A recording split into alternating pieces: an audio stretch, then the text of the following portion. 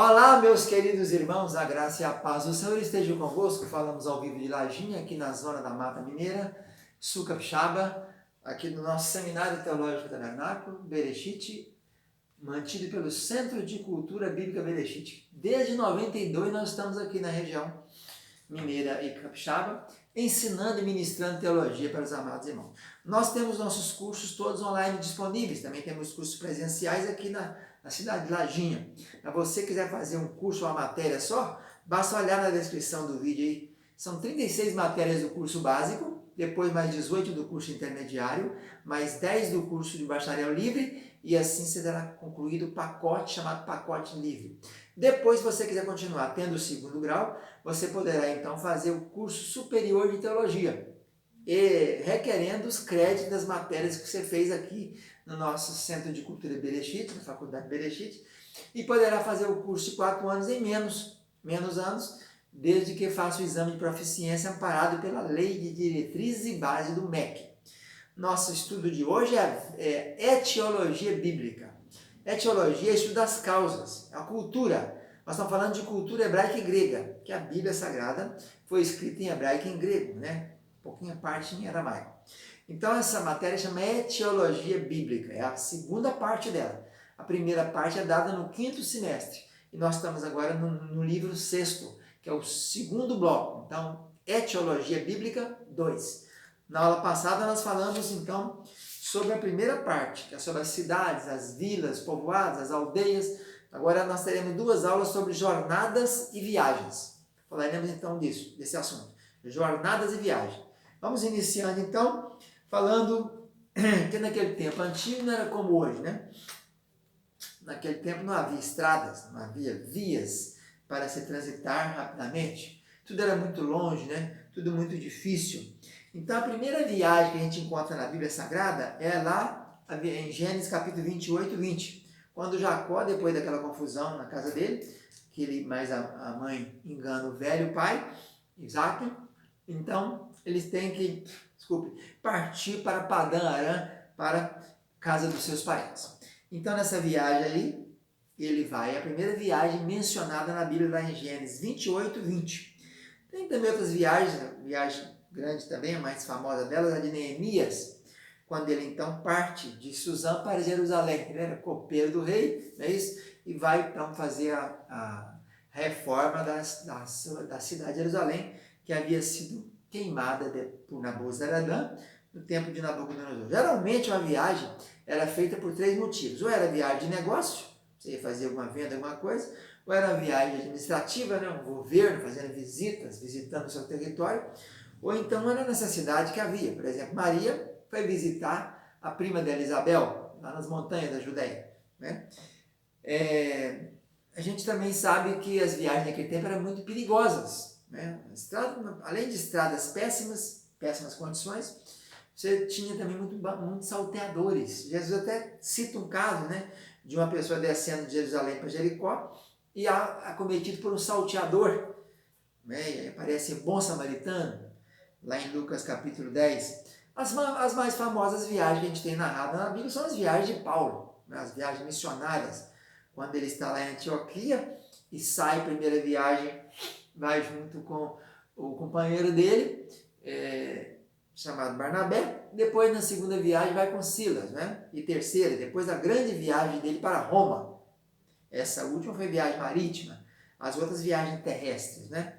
A primeira viagem missionária de Paulo, Listra, Icônio, Derbe, Antioquia da Pisídia, por ali afora, perto da Panfilha. A segunda viagem, a terceira viagem, quando ele chega até a Roma, passa em Tessalônica e vai até Corinto, aquela coisa toda. E Paulo mesmo, mencionando sobre viagem, fala desses perigos. Quando ele faz a sua narrativa lá em 2 Coríntios capítulo 11, ele fala em perigos de viagem, em perigos de rios, em perigo de salteadores, né? Então, naquele tempo era muito difícil, né, viajar, porque não havia nem meios adequados, nem estradas adequadas, nem maneiras fáceis, nem havia também hotéis, né, pousado. Depois apareceram as pousadas, né?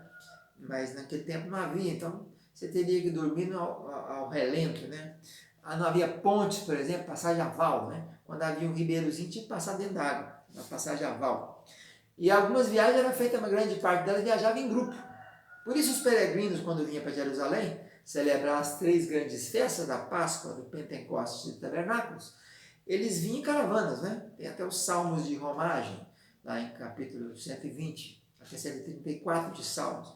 Eram os romeiros que caminhavam, né, em caravanas. Os magos, quando vieram do Oriente, nunca foram 3 e nunca foram reis. Eram cientistas em caravana, né? Então ali naquela caravana tinham umas latas para fazer comida, tinha os alimentos, gêneros, e tinha as pessoas que cuidavam daquilo, né? O retorno dos exilados, aqueles 42 mil que voltaram no tempo, as primeiras levas, né? Primeira levas com Josué e Zorobabel, a segunda leva Esdras, depois Neemias, Neemias depois Esdras. Então era muito difícil naquele tempo as viagens. Os principais meios de viajar era por mar, né? Jerusalém a cidade, o estado de Israel, ele é um estado marítimo, né?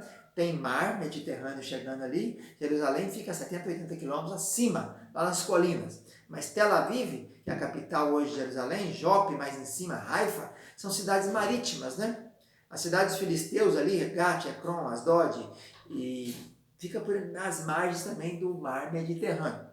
Então, o primeiro modelo mais fácil era marítima, viagem por mar. Para viajar no mar, você tem que ter o quê? Barco, né? O barco geralmente naquele tempo era remo, né? Você remava. Oniá no hebraico, né? Aparece só 5 vezes no Velho Testamento. E depois tinha os navios, que eram mais navios, chamados naus também, né? Navios era a coisa mais sofisticada, né? Tinha vela, tinha um monte de componentes do navio. E navio quer dizer tsi, no hebraico, tsi, aparece 4 vezes. Em Números, em Isaías e em Ezequiel. Daniel também fala dos navios de Quitim. Quitim, uma região ali chamada até de Chipre, né? Creta, por ali afora.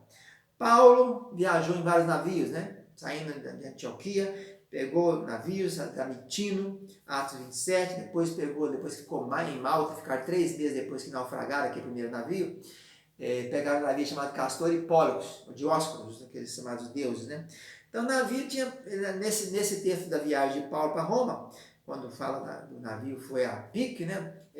Garro, fala de muitas coisas, de nome dos componentes do navio, instrumentos, proa, que é a parte da frente, a popa, a armação do navio, o batel, que era um barquinho pequeno para dar salva, né? O leme que dirigia, as âncoras que seguravam o navio, as velas que o vento soprava, fala do mestre do navio, dos marinheiros, fala da tripulação, que era 276 pessoas que estavam naquele navio, que ele era feito de tábuas, né? Na hora que o navio bateu, cada um agarrou numa tábua e saiu por aí navegando.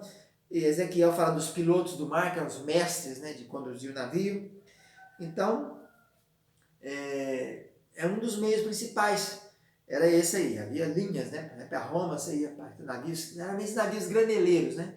Em Jonas também a gente encontra um caso desse, que lançaram toda a carga do navio ao mar. Então carregavam muito trigo, muitos cereais, via marítima. Navios mercantes nesse caso, né?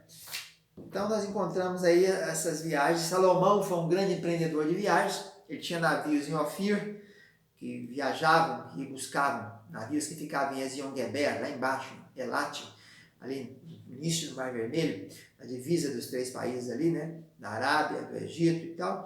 E Salomão tinha essas frotas que iam com o rei da Fenícia, viajando para buscar mercadorias. Trazia de lá ouro, prata, marfim, bujos, pavões, ouro, né? 450 talentos de ouro, o navio carregava até 450 talentos de ouro, cada talento a 30 quilos, é muito peso, né? Segundo as Crônicas 8:18 fala disso. Ele diz que o Fenício de 3 em 3 anos, a viagem gastava quase que 3 anos. Quando fala de navio também no Velho Testamento, fala muito de navio de Tarsis. Alguns creem, alguns estudiosos, inclusive Antônio Neves de Mesquita, que escreveu um livro chamado Povos e Nações do Mundo Antigo, ele diz que Tarsis seria a Espanha, cá no estreito de Gibraltar ali. Quando você vai entrar para o mar Mediterrâneo, tem uma pontinha pequena, né?